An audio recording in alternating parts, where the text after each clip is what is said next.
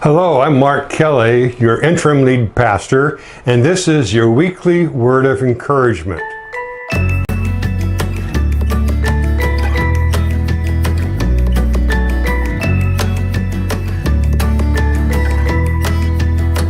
Say, I'm so excited about our current sermon series on all things new, and we're taking as our lead verse 2 Corinthians 5:17 that says that anyone belongs to Christ, they've become a new person.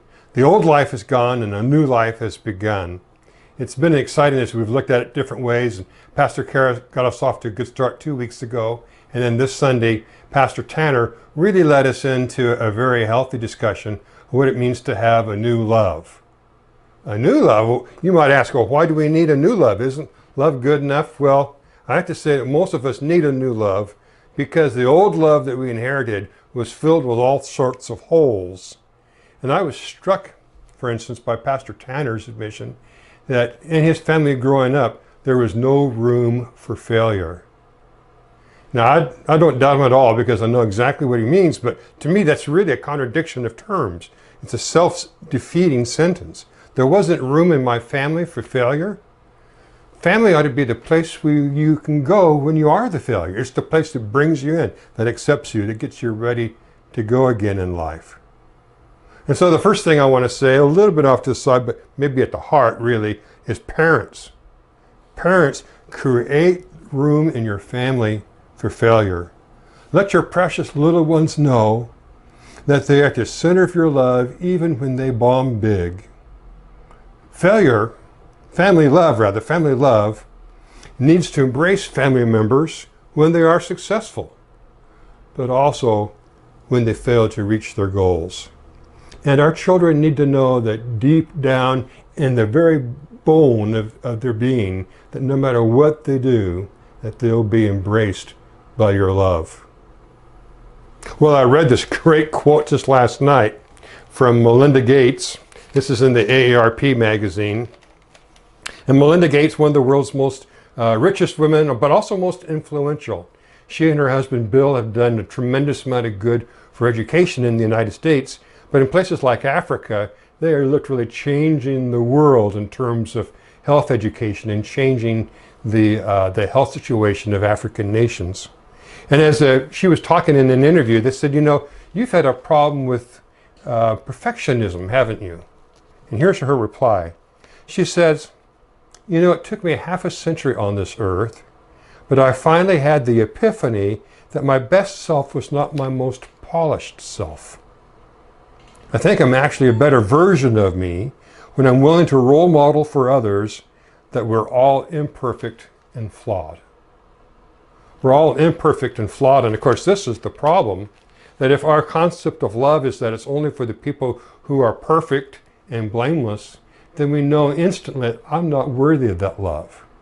And many of us have thought that that was God's look at humans, that he loves people that are good, and ones that fail or ones that do bad things, that his love does not cover them. Well, of course I'm not saying that everything you do is okay. The Bible lists several things that are not okay, things like lying and stealing. Those actions are never okay. But nothing you can do will make you not okay. Judging our actions is one thing, but withdrawing love is a very different thing. And so Pastor Tanner told us the story of Jesus at the Last Supper to demonstrate how radically unconditional Jesus' love was, how it reached out even to the biggest failures when he said that Jesus intentionally and knowingly gave the same model, same example of love to Judas that he gave to the other disciples, that he washed his feet. He said usually, an honorable man wouldn't wash anyone's feet. You had servants for that. But Jesus washed their feet, and even more than that, he demonstrated unconditional love by washing the feet of Judas, who he knew would betray him very shortly. In other words, his love for the failing disciple was not at all different in any way from his love for the successful disciples. Here's what for me is the bottom line for today. When you fail, God's love for you and acceptance of you does not move even 1 inch. It doesn't move the needle. There's no way that you can measure because there's absolutely no withdrawal of God's love. His love is based on who you are, not what you do. Thanks be to God for such an unconditional love. And then my prayer is, oh God, make my love as unconditional as yours. Well, we're right in close to the very climax of the pre-Easter season as we're looking this Sunday at Palm Sunday. Pastor Joni has put together with her children's ministry and their leaders a really phenomenal children's presentation, which the children will tell us the story of Jesus and the reason why Jesus came to earth. I think you'll want to be there and catch that. I'm sure it will be cute, but it also has a very moving message. And then I will continue our sermon series on all things new by challenging you to choose your insurance. Why don't you join us this Sunday? We have worship services at 8:30 and at 10:30, and I would love to see you there.